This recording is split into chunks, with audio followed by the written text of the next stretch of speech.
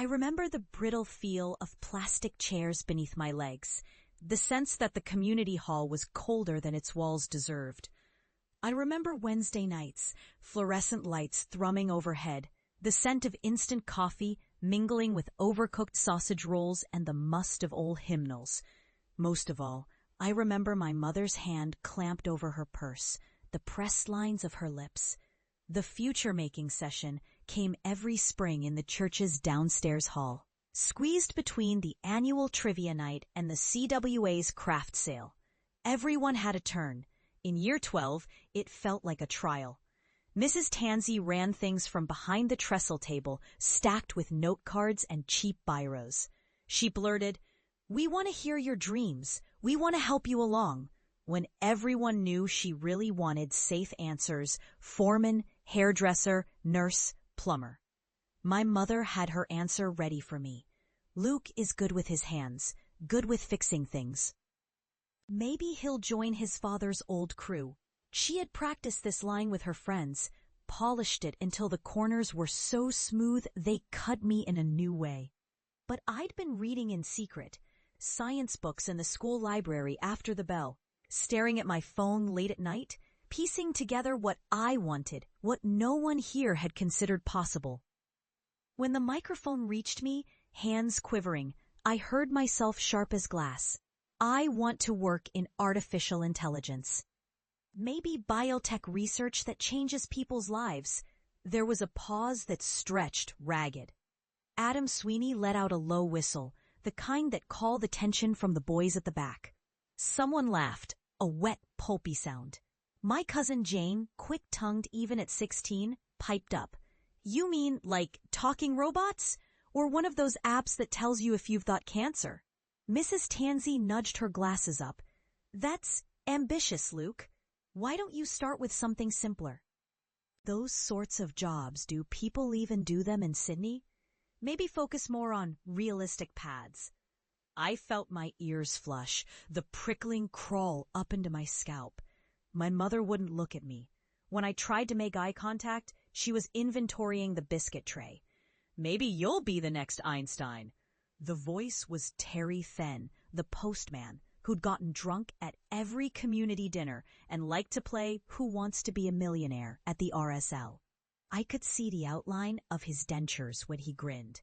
It went on, the comments, teasing, not cruel, a kind of soft mockery that stung in every pause. It stuck to my clothes like the smell of mothballs and cleaning fluid from the pensioners' Tuesday bingo. When I look back, I see it quietly, that mix of tenderness and steel. Steel in my hands pressed so tight they went blotchy. Tenderness in Mum's thumb, after it was all over, grazing my elbow. Enough tenderness to keep me from running out, not enough to make me stay. Sydney City has a way of swallowing you if you let it. In the winter mornings starting uni, I'd clutch cheap coffee, weaving through suits that didn't see me. I heard the city like static, heels clacking over tile, construction hammering from a block away, sirens wafting above the crosstown traffic. In the first semester, the lectures about future frontiers seemed as remote as Mars. Our family had a way with the land builders, roofers, laborers. I'd never met anyone who wrote code, let alone someone who engineered proteins or programmed machines to learn. Mum's care packages smelled of fried onion and the cold clog of home. I answered her texts at midnight, told her, "Uni's good, lectures are hard, but I'll stick it out." I could never bring myself to send a photo of the dorm, the battered second-hand laptop, the notes so dense with chicken scratch even I could barely read them. At night, when the city was neon and shadow, I programmed until my fingers ached. I worked in a hospital storeroom on weekends, shelving boxes of gloves and saline drips, trying to understand how the nurses spoke to each other. Late at night, I'd leave the fluorescent echo of the loading dock and walk past the labs on campus, lights flickering behind tinted glass, men and women in white coats, mysterious, impossible, flashing past like movie characters I'd never meet. By the second year, I stayed near campus most of the summer. I told Mom I was getting ahead on units, but really, I dreaded going home. I remembered the church hall, laughter, the silence, the looks, the feeling of being a foreign object in my own bones. I got through on scraps. A supervisor impressed by my late-night persistence, a lab technician who let me help with her samples, an old biostatistics textbook from the charity shop. I joined coding forums, signed up for every summer program I could find. My bank balance hovered just above zero, but I clung to a stubborn belief. If I could endure this, something would crack open. The rejections came early and often. The first summer scholarship? No. The data internship with a university AI group? No. Not enough experience. Sometimes the reply was, "We regret," and sometimes there was only silence. But I learned how to chase possibilities. I drafted hundreds of emails, swapped my accent for one that sounded less western suburbs and more North Shore. I took a night job running numbers for a health startup, parsing endless data for a man who'd never remember my name. I made friends, eventually. There was Annika, brisk and clever from Berlin. She read code the way some people read sheet music. We sat in the beanbag corner of the lab, her voice crisp. "You have ideas. Now show them." That second winter, I walked along Parramatta River. The water steel gray, wind flicking across my cheeks. I found a little courage in seeing my own reflection, blurry on the surface. There was steel in me, growing denser each time someone told me impractical or unrealistic. I stayed up late, wove together ideas, found little pulses of hope in every successful simulation. My honors project was a gamble, a machine learning system that could, given enough pathology data, spot rare genetic diseases from the shape of ordinary blood tests. My supervisor was lukewarm. "It might be too ambitious, but try." I heard that same word, ambitious, rolling in the back of my mind, the echoes of Mrs. Tansey, the church, my mother's hand. I finished the degree with distinctions. Annika and I signed on to a new group at the university, piecing together a small NIH grant. I lived on instant noodles, ran code, and wrote patent drafts on my phone between hospital shifts. We presented at a conference in Canberra. On the wood-paneled stage, staring down rows of gold-rimmed glasses, I talked about applications in rural clinics, how a cheap screening tool could save time, maybe lives. Someone in the audience, later, I learned he was from a multinational biotech, asked if we'd seen real results.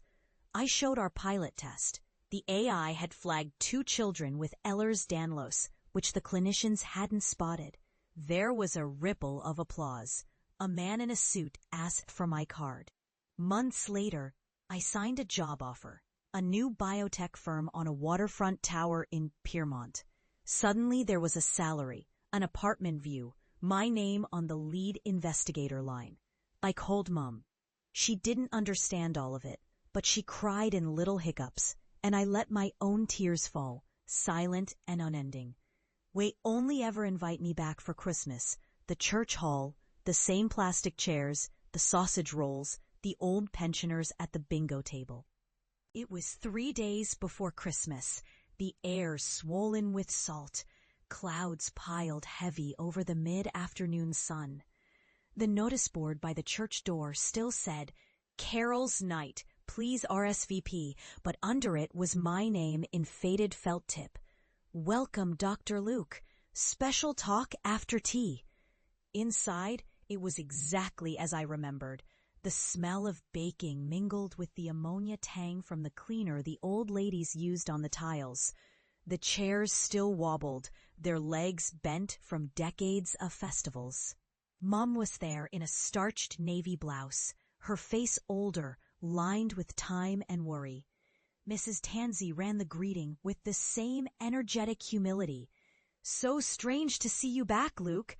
We all heard you're working with those, what do they call them? Computer medicines. There was something careful about the way she moved, an old apology hidden in her handshake. Not so much medicine itself, I said, smiling as gently as I could, but helps doctors spot rare illnesses. It feels a bit magic sometimes. I wanted to make it easy, familiar. The food was the same, mini quiches, tomato sandwiches, fruit mince tarts. Some faces I recognized instantly. Adam Sweeney, his belly larger, grin unchanged. Aunt Lizzie, shuffling towards the dessert tray. Even Terry Then, still holding court by the urn, voice booming in a sea of chatter. I slipped away to the side table, where the local paper slipped under church newsletters. There, almost by accident, I saw it. An article clipped carefully. The headline in heavy blurred type. Sydney scientist wins international award for medical innovation. My fingers hesitated over the page, tracing below the grainy photo. My face, awkwardly squinting. A line about our AI tool rolled out in trial clinics across Australia. People began drifting towards the stage. The same battered wood, the walls still hung with faded banners. Mrs. Tansy called everyone to attention, clearing her throat with half a biscuit still lodged in her cheek. Now we've got a real special guest, she began. One of our own, Dr. Luke, who's making us proud all the way in the city. She looked my way, her voice thin with nerves. I walked to the microphone. The faces before me, gray hair, beaming grandmothers, skeptical teenage cousins, the kids squirming at the edges, they stilled. My